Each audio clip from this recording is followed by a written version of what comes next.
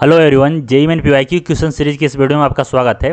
इसमें दिया है an ideal gas goes from an initial state to final state. ठीक है, इनिशियल को 1, फाइनल को 2 बोल दे रहे हैं। क्या दिया है? आइडियल गैस है, ध्यान रखना, आइडियल गैस है।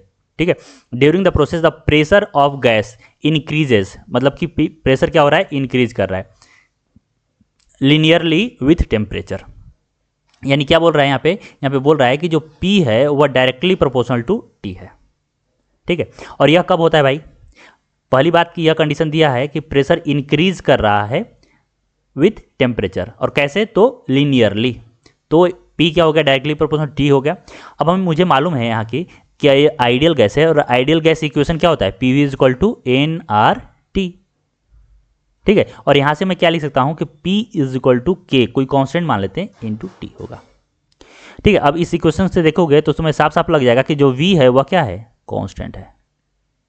इस प्रोसेस में जो वॉल्यूम है वह कांस्टेंट है, यानी जो प्रोसेस है वह क्या हो गया? तो आइसोकोरिक प्रोसेस हो गया।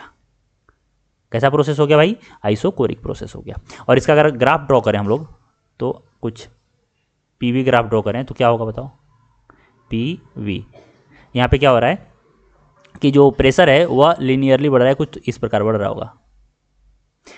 या दूसरा अगर ग्राफ हम लोग पीटी ड्रॉ करें, पी और टी, तो कुछ ऐसा होगा, मान लेते हैं ऐसा ग्राफ होगा, इस तरह से लीनियरली। एक मिनट, ऐसा मान लो, ऐसा होगा।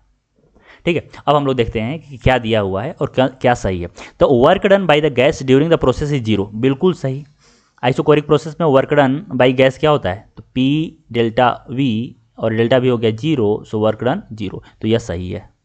दूसरा देखो क्या दिया है? The heat added to the gas is different from the change in internal energy. ठीक है, अब यहाँ पे देखो कि डेल्टा क्यू, जो क्यू होता है, जो क्यू सप्लाई, वह क्या होता है? Delta U plus W.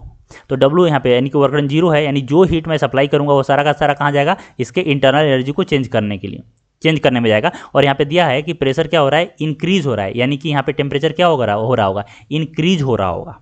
इसीलिए मैंने यहाँ पे ऊपर की तरफ दिखाया, नीचे की तरफ नहीं दिखाया, क्योंकि प्रेशर यहाँ पे क्या है? इंक्रीज कर रहा है ना, इसीलिए जो एरो है वो ऊपर की तरफ है। यानी कि यहाँ पे टेम्परेचर बढ़ रहा है, टेम्परेचर बढ़ रहा है तो इंटरनल एनर्जी क्या होगा? बढ़ रहा होगा। ठीक है, तो यहाँ पे क्या दिया? Heat added to gas is different from the change in its internal energy, बिल्कुल गलत। दोनों क्या होगा? इक्वल होगा, तो यह हो गया गलत। इसमें देखिए volume of the gas is increased, अरे भाई वॉल्यूम तो कांस्टेंट है, तो यह भी हो गया गलत।